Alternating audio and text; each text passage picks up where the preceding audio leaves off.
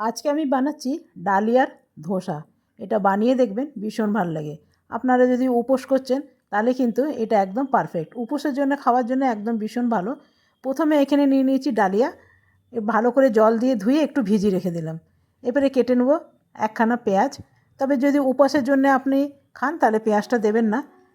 এখানে কেটে নিলাম লাউ। লাউটা আমি একটু গ্রেট করে নেব।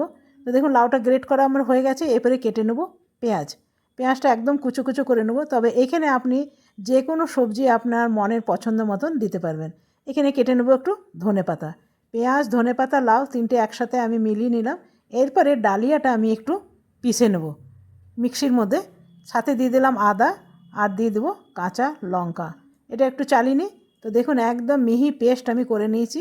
এরপরে এই যে পেঁয়াজ, লাউ আর ধনেপাতার মধ্যে এটা আমি দিয়ে দিলাম। ভালো করে মিলিয়ে নেব। সামান্য দিয়ে দিলাম মিক্সি ধোয়া জল।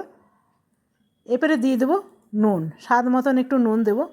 এটা ভালো করে মিলিয়ে নিলাম। এখানে বসিয়ে দিয়েছি একটা প্যান, সামান্য দিয়ে দিলাম তেল। এটা এইরকমই আমি একটু ঘন রাখবো। এরপরে তাওয়ার মধ্যে দিয়ে দিলাম। এটা একটু হাতায় করে এমনিভাবে করে নেন, ব্যাস। এরপরে দিয়ে দেবো কভার, একখানা কভার দিয়ে দিলাম। আর এটা খেতে যা ভালো লাগে না, দারুণ, ভীষণ ভালো লাগে। টিফিনেও আপনি খেতে পারবেন, রাত্রে দুপুরে যখন খুশি তখন খেতে পারবেন।